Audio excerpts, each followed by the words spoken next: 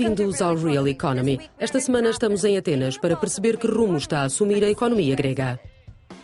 Nesta edição vamos analisar os desafios que a Grécia enfrenta. Entrevistamos o Ministro da Reforma Administrativa, acompanhamos o trabalho da Missão Europeia e avaliamos a estratégia da Troika. Depois, olhamos para quem investe neste país. Tem sido um percurso difícil. Para fazer face ao incumprimento da dívida, a Grécia teve de aceitar planos de resgate que impuseram reformas dolorosas. Vamos rever o caminho feito até agora e que nos mostra até onde remonta a origem dos problemas. As coisas começaram a tremer em 2004, mas foi só 5 anos mais tarde que a Grécia reconheceu o buraco orçamental. As agências de notação assinalaram o sentido proibido. No início de 2010, foi implementado um programa para tentar consolidar as contas públicas. Perante a inflamação dos spreads, a Troika interveio com 110 mil milhões de euros e com a exigência de reformas estruturais. Veio então um segundo plano de resgate. Os particulares que detinham ações foram penalizados em 50%. O cancelamento de um referendo sobre as condições do resgate adensou a instabilidade política, com o primeiro-ministro Georgios Papandreou a apresentar a demissão. Em 2012, a Grécia estabeleceu um acordo de reestruturação da dívida com a ajuda de credores privados. Antónis Samaras passou a liderar uma coligação governamental que passou a dispor de mais 2 anos para efetuar o ajustamento orçamental. As reformas administrativas previstas para este ano estipulam a extinção de 4 mil postos de trabalho, meta para a qual contribuiu largamente o encerramento da estação pública de rádio e televisão, episódio que levou um dos partidos da coligação a abandonar o executivo. Mas a Grécia viu desbloqueada mais uma tranche de ajuda no valor de quase 7 mil milhões de euros. A União Europeia, o Fundo Monetário Internacional e o Banco Central Europeu exigem reformas num país que vive o seu 6º ano de recessão e onde o PIB cai continuamente. Tem sido muito difícil mudar as coisas quando o desemprego aumenta e o acesso aos cuidados de saúde, por exemplo, se tornou quase num privilégio. O jornalista Sebastian Lebelzik aprofundou a estratégia definida pela Troika.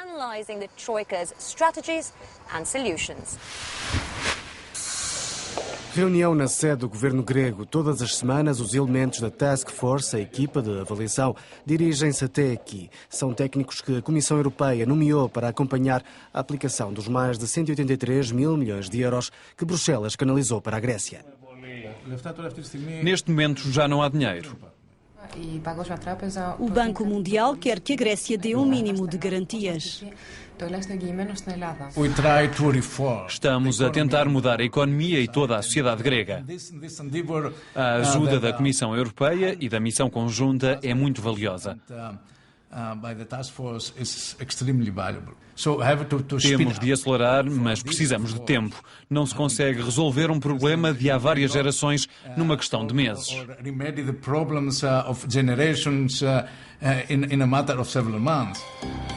Acelerar as reformas, mas com tempo. É uma equação difícil de resolver. E, no entanto, é exatamente isso que os credores pretendem. A Troika estabelece objetivos que a equipa de técnicos europeus deve ajudar a concretizar. A Troika exige mais esforços ao governo grego. O programa de ajuda termina dentro de um ano. A terapia de choque ainda não acabou. A recapitalização do sistema bancário custou 50 mil milhões de euros. Os credores esperam reaver 2,6 mil milhões este ano através das privatizações. Outro capítulo exigido pela Troika é a reforma estrutural da administração. Aqui a Comissão faz ao mesmo tempo de bombeiro e de arquiteto. Normalmente os arquitetos vêm depois dos bombeiros. Aqui não há tempo para seguir um modelo tradicional. As duas equipas têm de trabalhar na mesma obra em simultâneo. Entre o ajustamento orçamental e as reformas estruturais, há um longo caminho a percorrer. Quer o Governo, quer a chamada Task Force, prevêem que até ao final do ano o equilíbrio das contas públicas possa começar a ser uma realidade. Mesmo assim, estima-se que seja necessária uma nova ajuda em 2014.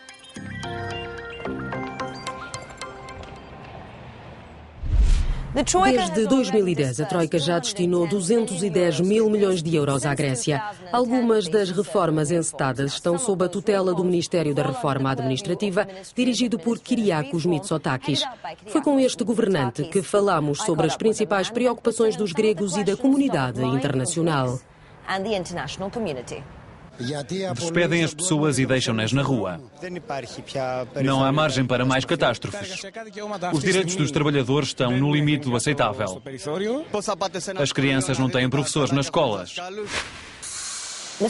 Uma das perguntas que passa pela cabeça dos gregos é, ainda o setor público, por que é que colocaram 25 mil funcionários públicos no programa de mobilidade especial? Infelizmente, a verdade é que nos últimos 3 anos, muito pouco foi feito nesse setor. E isso tem uma explicação. O setor público era o último bastião do antigo sistema político. Essa é uma das razões que justifica o estado atual deste país.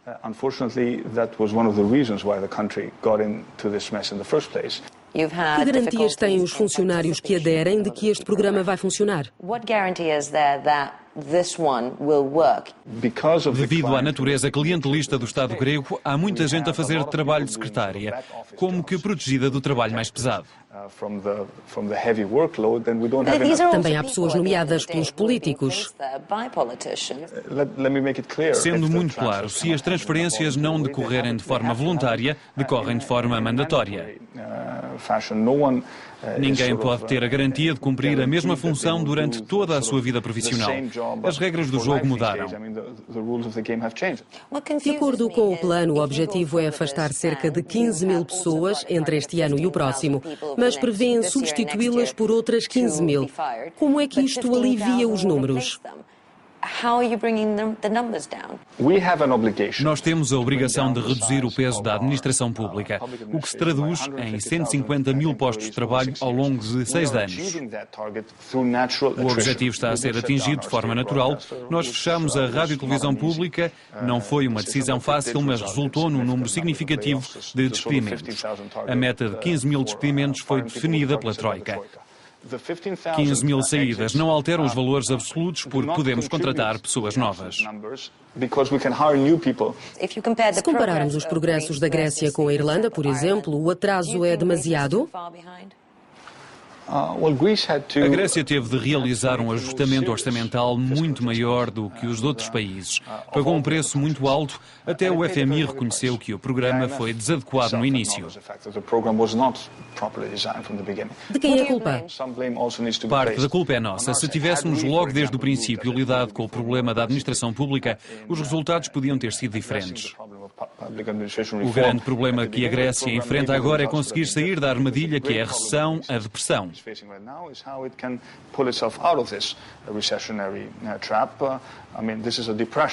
Essas reformas podem efetivamente reduzir a dívida?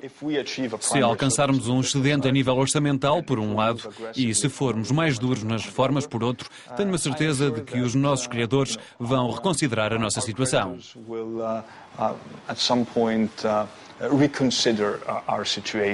Qual é a estratégia para criar emprego?